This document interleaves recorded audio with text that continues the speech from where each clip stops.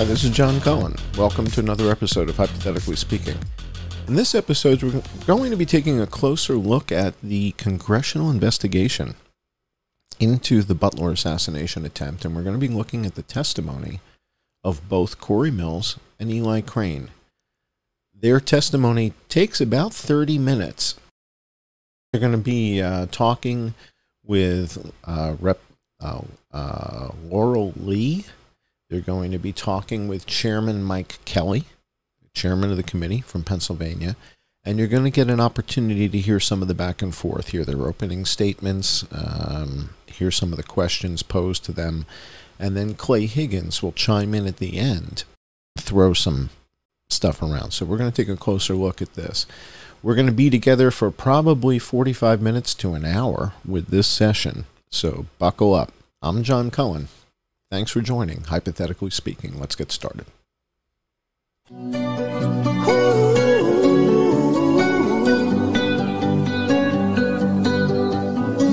Every time you come around, you know I can't say no. Every time the sun goes down, I let you take control. I can feel the paradise before my world implodes. 2nd Airborne Division and Joint Special Operations Command. Both of these men have extensive experience as snipers in our military. They have both visited the site in Butler, where the former president was nearly killed, and have identified potential ways for Secret Service to improve their protection. It's important for the task force to hear from these snipers and learn from their experience, better understand how the Secret Service missed on these key areas of coverage. This is a particularly important, given the fact that former President Trump will be returning to the same site to finish his speech on October the 5th. I talked to both Corey and Eli before this. Rarely in your life do you have a second time to do the right thing after you messed up the first time. Now, this panel will be different than the last. Both of witnesses will be allotted 5 minutes for remarks, and then we will gavel out. I want to now recognize Representative Crane for 5 minutes. Representative, thank you for being here. Thank you, Mr. Chairman. We appreciate the opportunity to appear before you today as you conduct this very critical hearing. For those of you who don't know, I served in the U.S. Navy from 2001 to 2014, had the opportunity to deploy to Iraq multiple times with SEAL Team 3. One of my qualifications was as a sniper. We are highly trained in various aspects of military operation, weaponry, technology, tactics, and all sorts of mission sets to include executive protection. With that background, it's evident to me that many basic security measures were completely dropped. That being said, you do not have to have a background in special operations to recognize the incompetence and security failures that led to the catastrophic vulnerabilities surrounding President Trump and the crowd that day. I hear from Americans every day in complete disbelief in the wake of 2 assassination attempts in 2.5 months that cannot believe how ineffective our Secret Service has become. There's simply no excuse. I'm glad I can testify today to share some insight into the operational failures of that fateful day. Rep. Mills and I visited Butler, Pennsylvania rally site immediately following the assassination attempt to investigate. I've also visited the site with Homeland Security Chairman Mark Green and my colleagues on the committee. Some of the main challenges facing Secret Service were completely avoidable. For example, we investigated the second floor window. Secret Service agents and local law enforcement had access to overlooking the roof from where the shooter engaged the former president.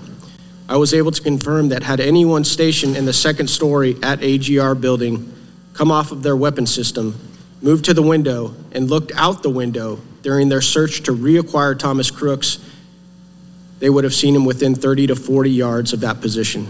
He would have easily been spotted lying on that roof with no camouflage and his rifle.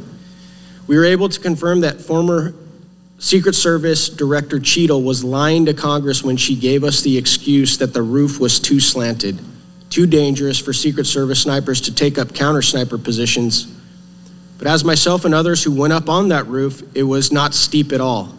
Ironically, the positions that Secret Service counter-snipers posted themselves upon were actually far steeper than that roof at the AGR building. Furthermore, Secret Service did not have any of its counter-snipers on a nearby water tower, the tallest structure at the farm show grounds. I knew immediately upon setting foot at that site, and Mr. Chairman, you were there as well, that that's exactly where I would have placed myself as a counter-sniper because of its commanding view over the entire property. Not only would any counter-sniper have been able to easily engage Thomas Crooks from that position that he attempted to assassinate former President Trump, but it is very likely that Thomas Crooks might have decided to abort his mission and go home had we had counter-snipers on that water tower. The thing that we need to understand about security is how important deterrence is. Had Thomas Crooks visually spotted or located counter-snipers with the use of his drone that day, it is very likely that he would recognize that he would have been deterred long before ever getting into that position capable of having a direct line of sight to the podium and to President Trump, and would have possibly aborted his mission. Rep. Mills and I also ranged several other buildings and windows that were well within range for anyone with the desire to assassinate the former president. Upon our investigation that day, we were informed that nobody was posted on nor had conducted any advanced work amongst these very choice and accessible firing positions. Rep. Mills and I both concluded within minutes of observation from the same exact positions used by Secret Service counter-snipers that this was a horrible venue for a rally, and Secret Service should have done everything possible to dissuade the campaign from hosting it there. To date, we have seen no evidence that Secret Service tried to dissuade the campaign from using the site due to the alarming threat profiles surrounding the site. Though I appreciate the former president's courage and strong desire to rally his supporters, I strongly suggest that he and his campaign avoid this site on October 5th and in the future, which leads me to my most concerning assessment now of both assassination attempts on the former president. I cannot be more clear. To this point, we have been extremely lucky. Whether either of these individuals were working in coordination with other groups, organizations, or nation states who desired to kill the former president, none of the individuals attempting to kill the president have been professionals. I can tell you that with authority by the weaponry and the gear they used, as well as the fact that Thomas Crooks took a headshot. I can tell you from experience that most snipers are trained to take center mass torso shots, if possible, for the very exact reason that we saw him miss a headshot on July 13th. I can also tell by examining Ryan Ruth's final firing position on the fence line of the golf course that he too was not a professional. No trained sniper, no trained assassin would have set up their final firing position the way he did. We are trained to make absolute sure that nothing on our person or in the vicinity of where we are located and going to take our final shots, that anything stands out from the environment we are in.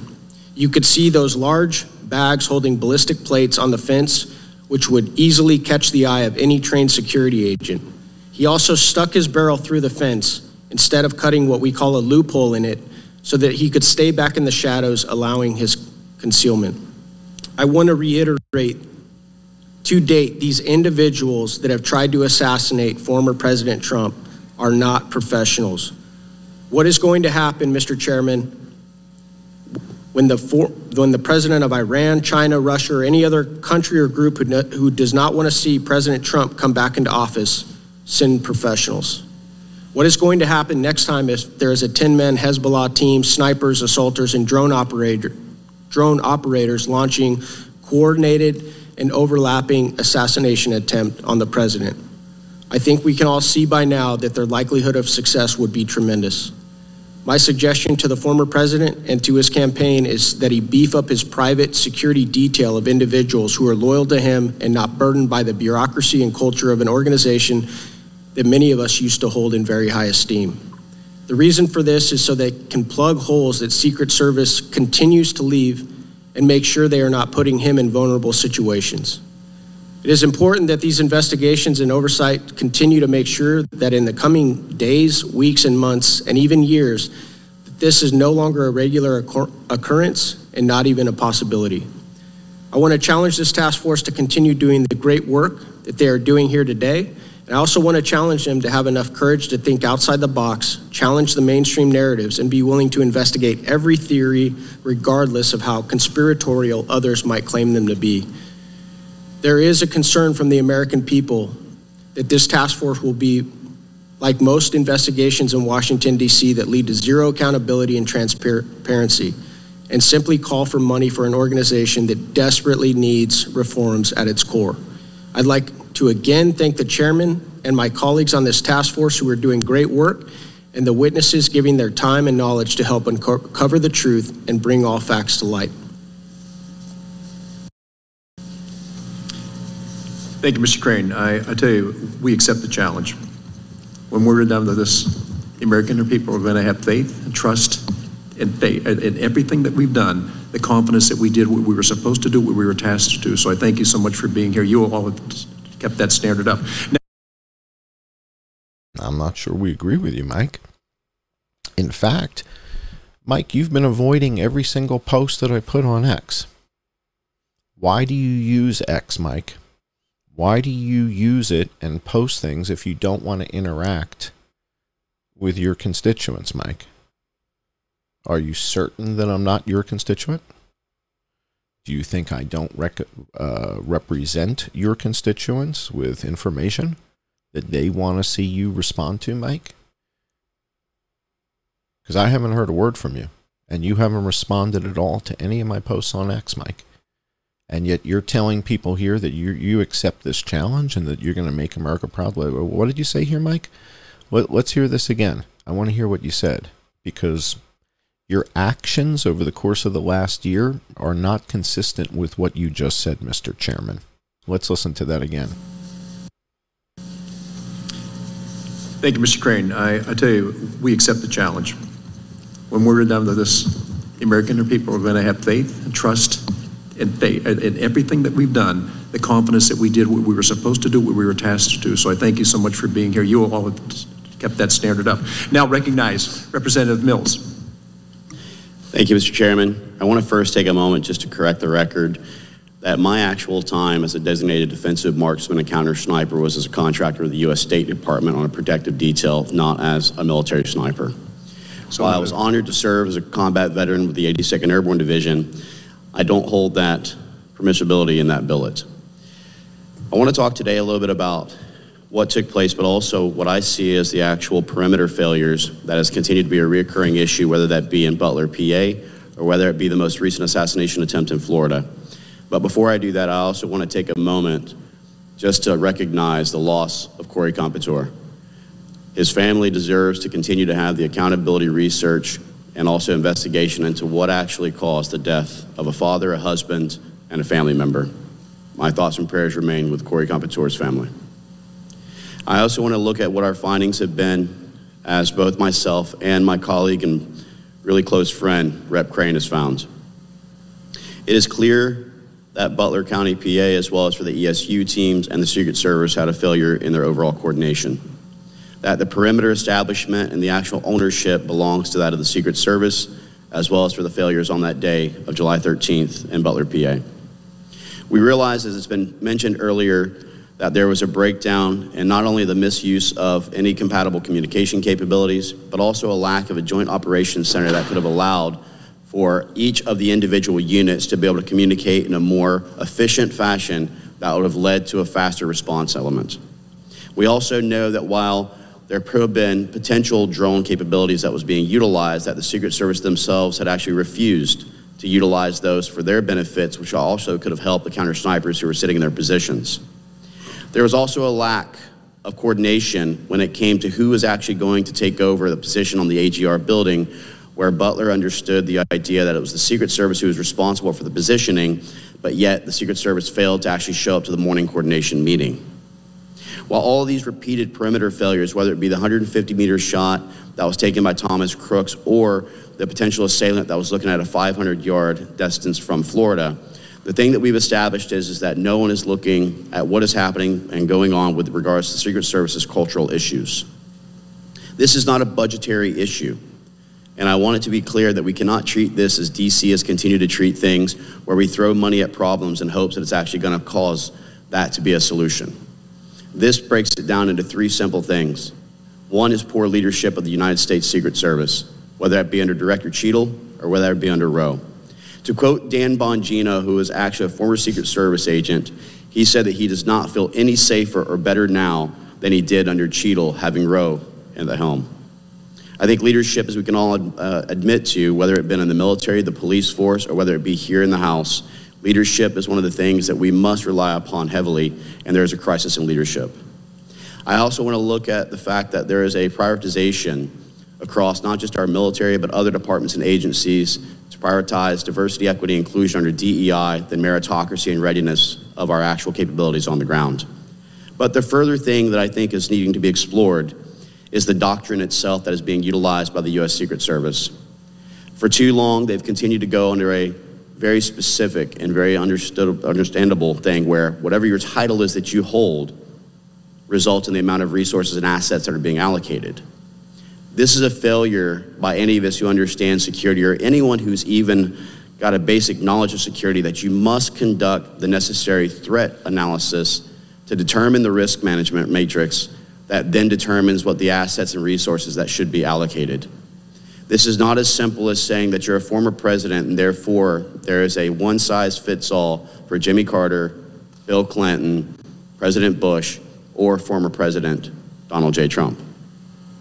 We must acknowledge the fact that what we're looking at now is also the fact that so much time has passed and so much of the actual potential evidence has been destroyed or put away, that purposeful intent is now indistinguishable from criminal negligence. Having laid in the actual position where Thomas Crooks took the shot above and upon the AGR building, as well as having sat with Rep. Crane and ranged the position from the counter sniper teams where the alleged shot was taking place, this is something that should have been preventable and should have been known to the counter sniper teams. I want to also... So Corey just said that he laid in the position. He was on the roof and laid down in that spot. So Corey knows exactly what I'm talking about as far as the alignment stuff. All right, so the way the body was aligned, the way the kid on the roof is not aligned with shooting a Trump. We'll take a look at that in a little bit. But Corey was there. So was Eli. They were on the roof in that spot, so they understand what I'm talking about, that the orientation of the shooter on the rooftop is not at Trump. It's towards the other counter snipers on the far rooftop. Basically, I think it's David King is the guy that shot him. That's who the kid was aiming at. He shot him right in the mouth. All right, so let's continue. So, points out the fact that as Rep. Crane discussed, I think that until the actual problem and the solution can be found for the Secret Service with the three key areas that I've talked about, that a private security detail who does not have any political agenda or affiliation to protect the president is what my recommendation would be, to ensure that the inner core is basically protected at all time, utilizing his available Secret Service assets and resources to be pushed out further to allow that perimeter failure to be completed. I want to thank the task force for giving me the opportunity to actually testify before you. And I want to point out that when we're looking at the map that's behind you, Mr. Chairman, that it is not just the AGR building 150 yards away approximately that was the issue. But even if you look directly to the 12 o'clock of the stage, you have the Kubota dealership, which is only within about a 400-yard shot placement, which Rep. Crane and many snipers and counter snipers can tell you is a very feasible shot. When speaking to the Kubota dealer, we noted the fact that not a single Secret Service or local law enforcement agent had ever talked to that dealership to ask them whether or not they could put any snipers on the rooftop or whether or not they could actually utilize that as an overwatch position. If you look to what would be from my vantage point right now, which is the 3 o'clock, which would be the 9 o'clock for the president, that was the area that was actually the third counter sniper team that one of our whistleblowers, Ben Schaefer, had talked about from his vantage point and being able to see Thomas Crooks at an earlier time. Mr. Chairman, I point these things out to the committee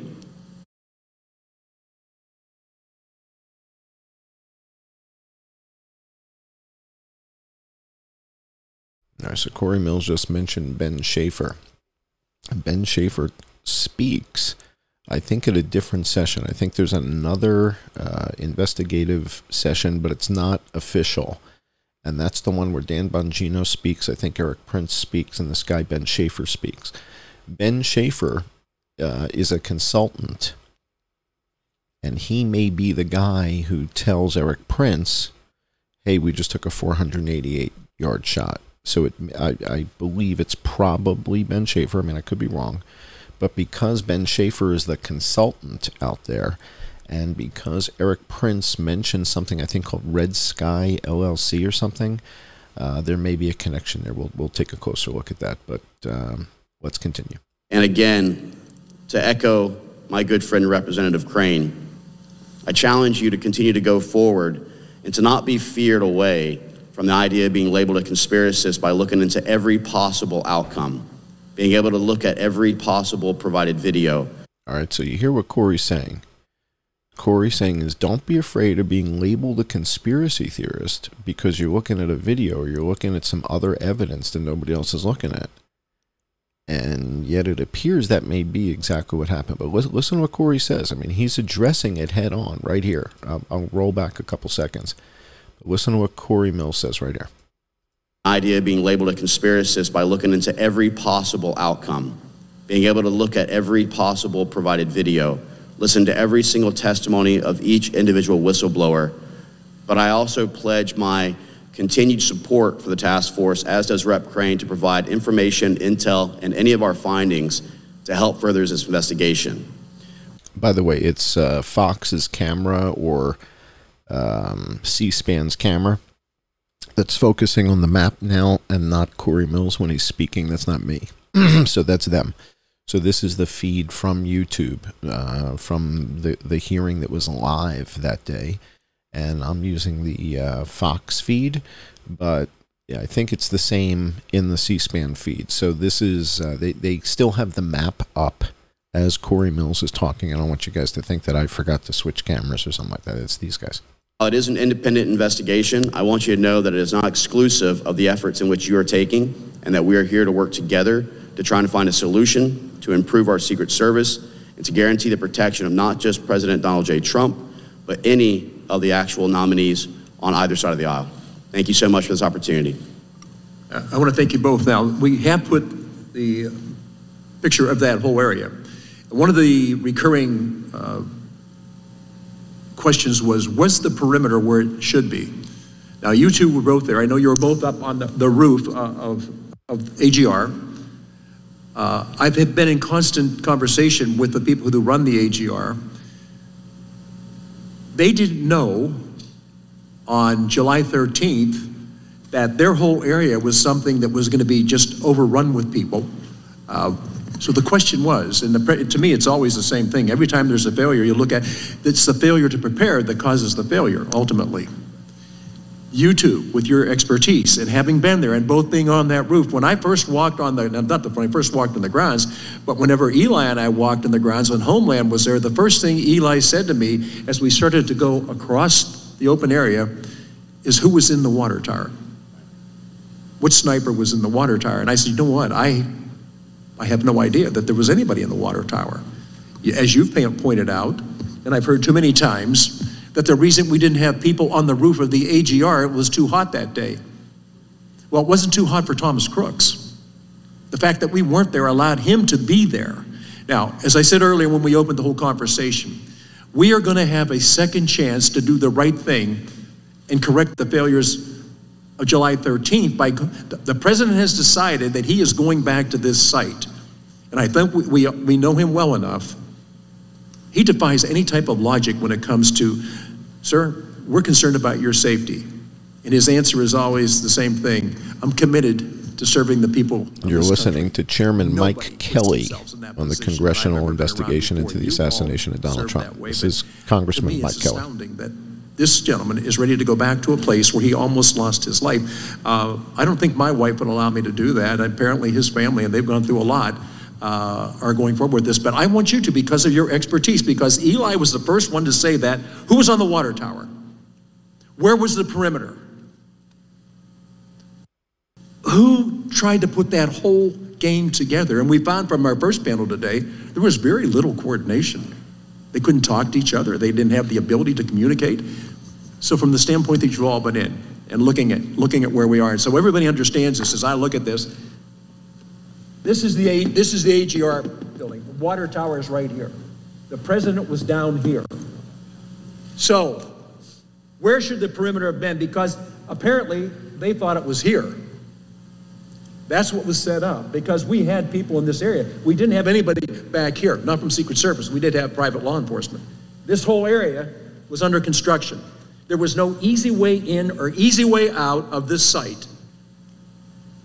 On that day, everything that could go wrong apparently went wrong.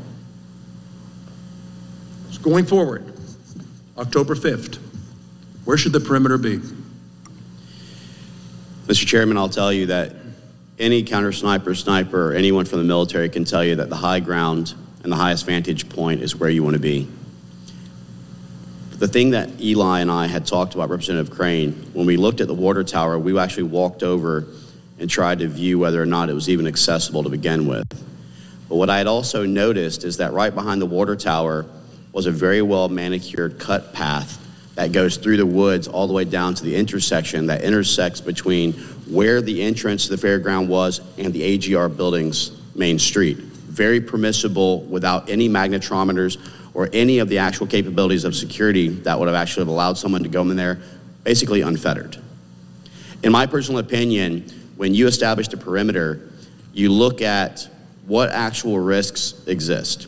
The Kubota dealership is obviously somewhere that I would have actually had someone stationed to ensure they couldn't access the building. The AGR building would have been a vantage point that I would certainly have looked at 150 yards. Also to the 9 o'clock of the stage, there was a tremendous amount of multiple buildings and structures who also had a vantage point, direct line of sight to the stage itself.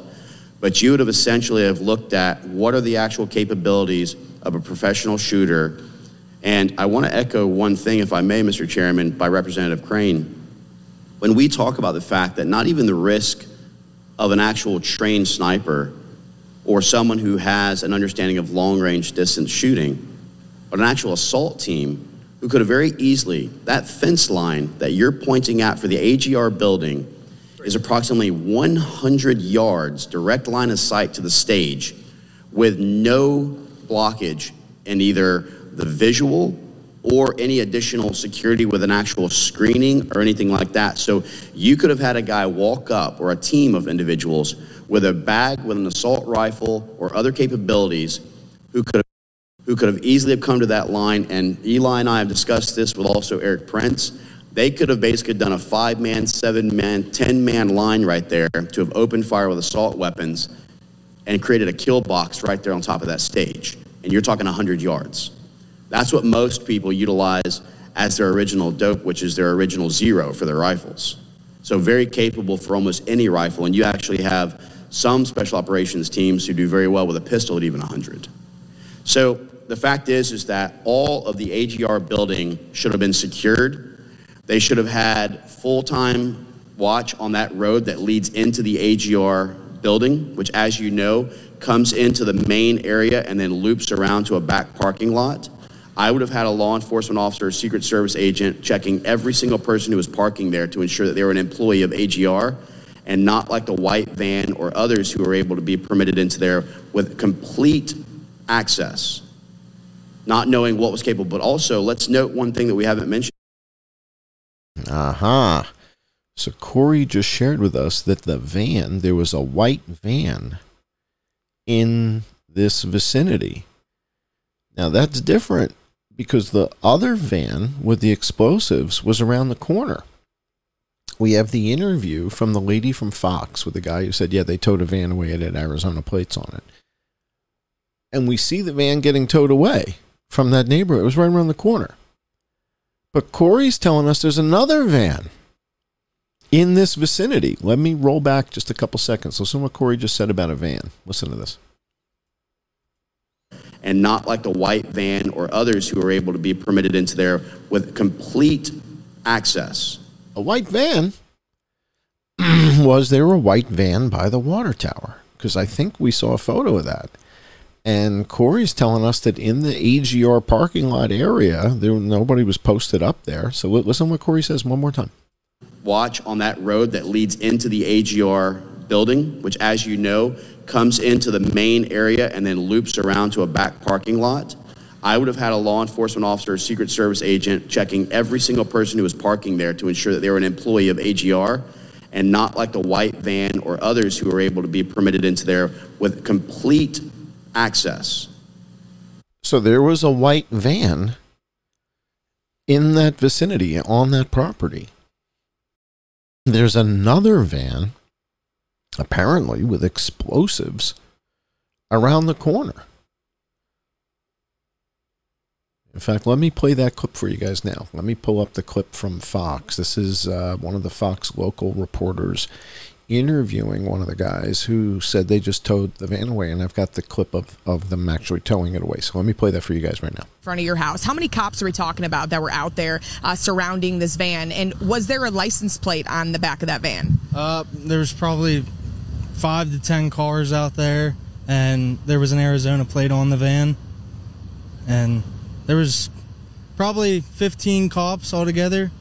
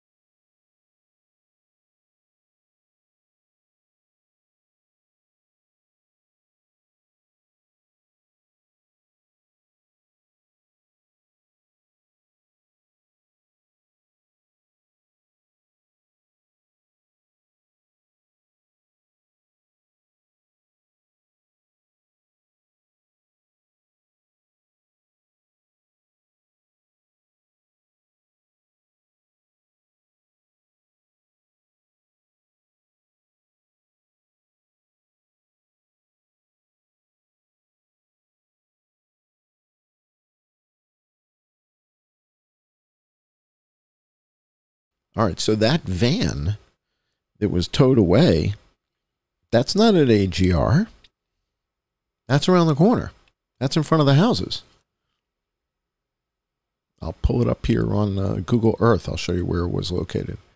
It's right around the corner, near the water tower. But what Corey's talking about here is at the property, at the AGR property, there's a white van. And one of the images we saw, I think we saw something, looked like a white van parked by the water tower. So let's continue. Let's listen to what, this is Corey Mills speaking. Not knowing what was capable, but also let's note one thing that we haven't mentioned here, which is these sophisticated explosive devices that was also found. This is what also Representative Crane and I talked about. This is important because Corey knows explosives. Corey's company makes flashbang devices and stuff like that. That's how he makes a living. So Corey Mills has a company that makes flashbangs and incendiary devices and stuff like that. So when he starts talking about things to make things go boom, you listen to what the guy's talking about. He knows what he's talking about when it comes to this stuff. So listen to this. He's talking about how the guy had an electronic trigger system, and that it's kind of a bit sophisticated maybe for a 20-year-old. I'm paraphrasing, but let's listen to what Corey Mills says here about the electronics. What was capable, but also let's note one thing that we haven't mentioned here, which is these sophisticated explosive devices that was also found. This is what also Representative Crane and I talked about. was problematic because even some of the EOD teams talked about the sophistication of this device, which makes me also look further into the fact that Thomas Crooks was not acting alone. And a multi-channel detonator or transmitter is a pretty sophisticated thing that you don't just go ahead and find online. So there's more that needs to be uncovered, but I would tell you without a multi-channel detonator. And, I don't have any of those, right? And a 20-year-old kid had one? A multi-channel detonator? Nobody was helping him? He did all this off of YouTube?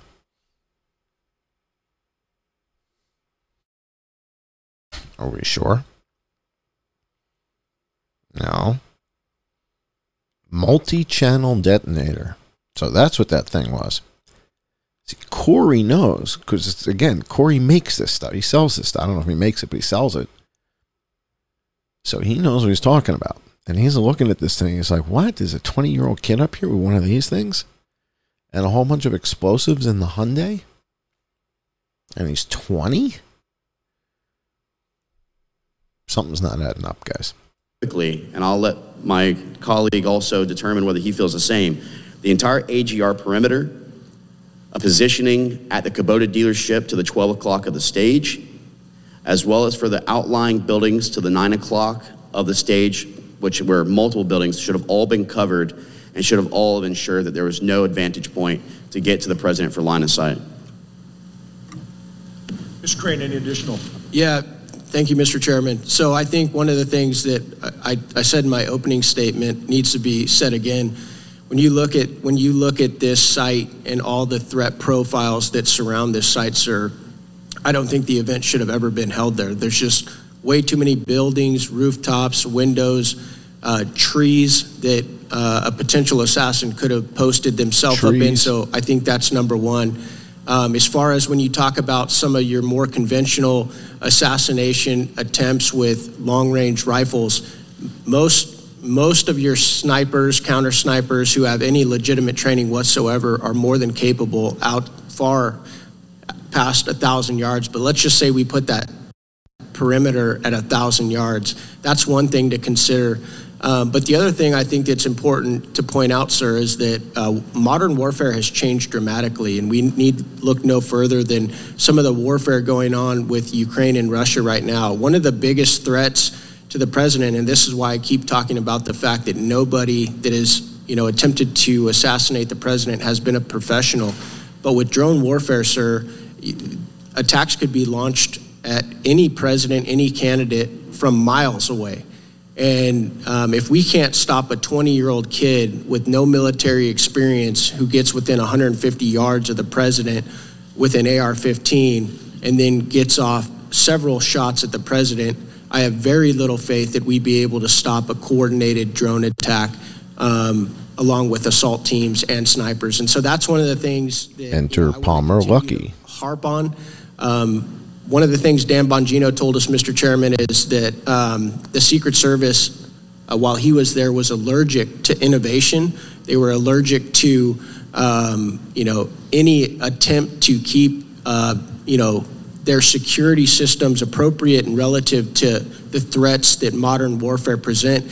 Dan Bongino even said that it took them decades, sir, to even start using slings on their primary weapons. Anybody who's ever, been in law enforcement on a SWAT team or in the military that has a primary and a secondary weapon knows that if you don't have a sling, sir, and you have to transition to your secondary weapon, what are you going to do with that gun? You're just going to throw it on the ground or give it to somebody? What if you have to climb a ladder?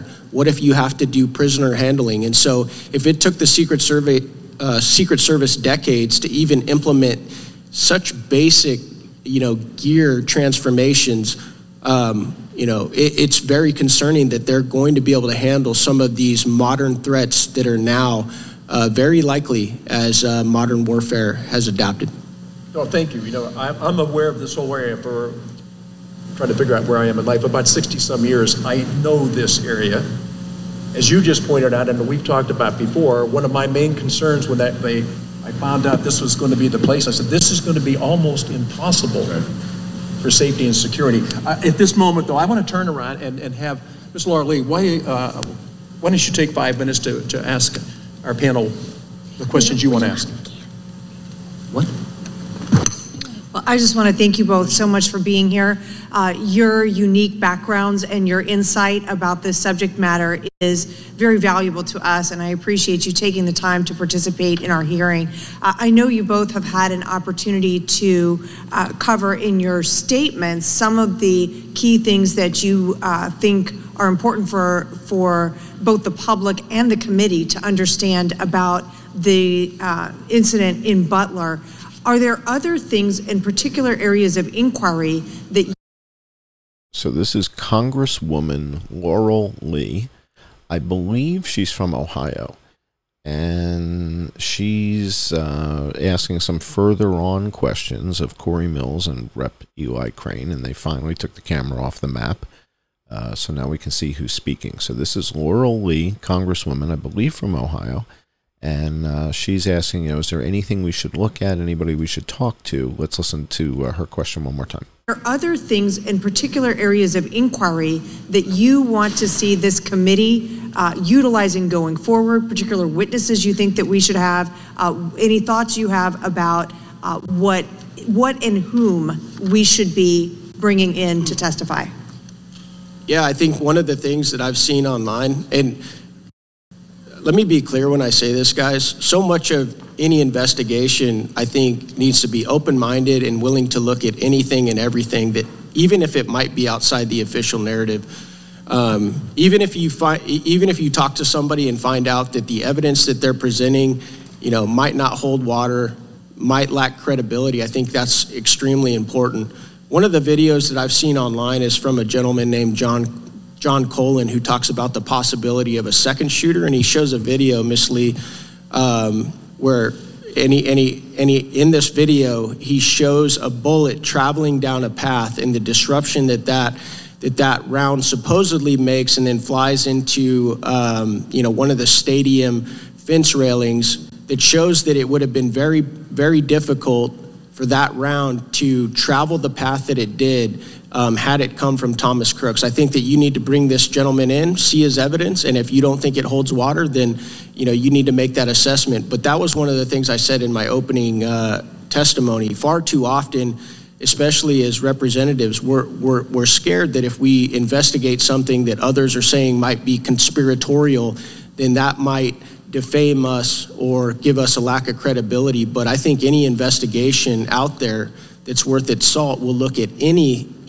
theory and then try and disprove, debunk it, or see if it holds water and run with it. So John Colin is somebody I think you guys should bring in here and look at the video evidence that he has of a bullet traveling, in a trajectory, in a path that would not have been able to come from Thomas Crooks. And I'd like to just echo this. The one thing that doesn't lie is bullet trajectory and also the coefficients that it carries. And I think that Eli and I had talked about this prior to the hearing, but also multiple times about John Cullen's video that does show, if you look at people who were injured and the actual line of sight and where it was to the stage, just kind of what the possibilities were and how many shots were truly taken. The other thing that I would like us to continue to look at within this committee is that what are the overall, while we can try and talk about threat analysis, what are the things, and as Representative Crane had pointed out, even drone capabilities, knowing how sophisticated things have gotten, what are we missing with regards to risk management and mitigation strategies that exist now that didn't exist 20, 30 years ago, where they've not updated their training platform and portfolio to incorporate? What type Enter of Palmer Lucky. Do we have? What do we have as far as an understanding of what types of things we can enact immediately to try and get an improvement upon perimeter security layouts? And also even our communication capabilities. We found that even the counter snipers were utilizing text messaging as one of the means of communication, knowing that Eli and I can tell you, you have to come off the rifle or come off the scope if you're a spotter in order to try and text someone information and details. When they tried to say that we may not have had any type of good Wi-Fi or comms or internet, the Starlink system that we utilize in Ukraine and other areas has been proven to be something that can only be set up immediately, but could be utilized and incorporated into the team's overall equipments. So I think that, as Eli Crane talked about, as Dan Bongino's talked about, a a lack of willingness of the Secret Service to evolve to the incoming threats, a lack of willingness to have new equipment that is the most modern, updated, and efficient, I think is going to lead to further attacks. But we also have to start looking at the adversarial challenges when it comes to Iran, who, as you know, the Ayatollah himself recently just posted a video that was alluding to the fact that they want to try another assassination, saying that revenge is imminent, even showing the Mar-a-Lago estates and the president playing golf. We need to take these threats very seriously, especially when we look at things like Mershan, who's the 46-year-old Pakistani who flew to Iran for a series of days, then to Houston, Texas, was stopped in Houston, Texas, and questioned by the FBI. And again, this is something I would ask the committee, and I know the FBI has been stonewalling and preventing information, but potentially subpoena and possible contempt. We have to acknowledge the fact, what was the actual answers that this individual provided, knowing he was already on a terrorist watch list, knowing that he just came from Iran, that would allow him to be permitted to enter into the United States and then found with a plot to not only assassinate the president, but also 35 other elected officials. I think that this is really getting to the crux of the fact that we don't have the security, and there's a false sense of security that's been developed at this point.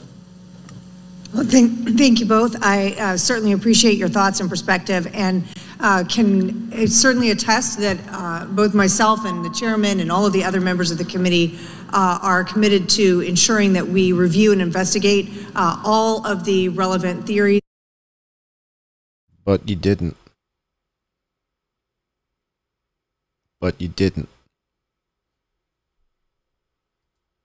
So what did you say? What did you say, Laurel Lee? I want to hear this again. I appreciate your thoughts and perspective, and can certainly attest that both myself and the chairman and all of the other members of the committee are committed to ensuring that we review and investigate all of the relevant theories, that we're receiving input from members of Congress, from the American public, as well as those who were there, who are the actual day of witnesses of these events. So I know that we will continue in that path forward, and appreciate your input. Thank you, Gentlelady. Mr. Higgins. Thank you, Mr. Chairman. I just want to thank my... All right, so I heard nothing from Laurel Lee. I heard nothing from Mike Kelly. And now you're going to hear from Higgins, Clay Higgins from Louisiana. And this is problematic. So let's listen to what Clay Higgins says, because it appears that the cover-up may already be in place. Listen to what he says. Colleagues and veteran brothers, Eli and Corey, for being here today. You have my commitment, each of you, to have candid and private conversations as we continue our investigations. I especially want to meet with you regarding your trajectory studies. I've conducted my own and found that some of the digital recreations for trajectory data doesn't include some of the pretty extreme terrain variances of elevation versus depression. Oh, really? So you did your own, you said? Is that what you said, Clay Higgins? You said you did your own. You did your own evaluation. So I'd like to see that. Own, and found that some of the... you did your own. All right, so he is saying he's concerned that the 3D work might have the wrong elevation. But the thing is, we're professionals at this. All right, so when it comes to 3D mapping, the guy that I worked with and I have been doing this for years. And we're using something called photogrammetry. So when we have the elevation, which we paid money for, by the way, so Bill spent, I think, $99 to buy the elevation data. Once that's put in, we then use photogrammetry, meaning we're using scenes from the videos to line everything up and adjust. So if Clay Higgins has an issue with what? Do you think we have the seating too high or too low?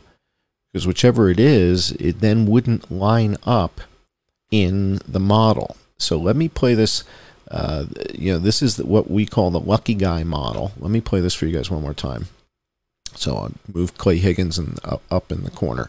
So when we look at this model again, if the model was wrong, the bodies wouldn't line up with the photos.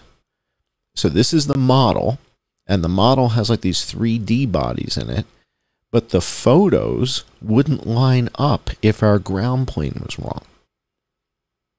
Okay, the photo would be here or down there, and the model would be up here, and it would look like it's out of focus or something.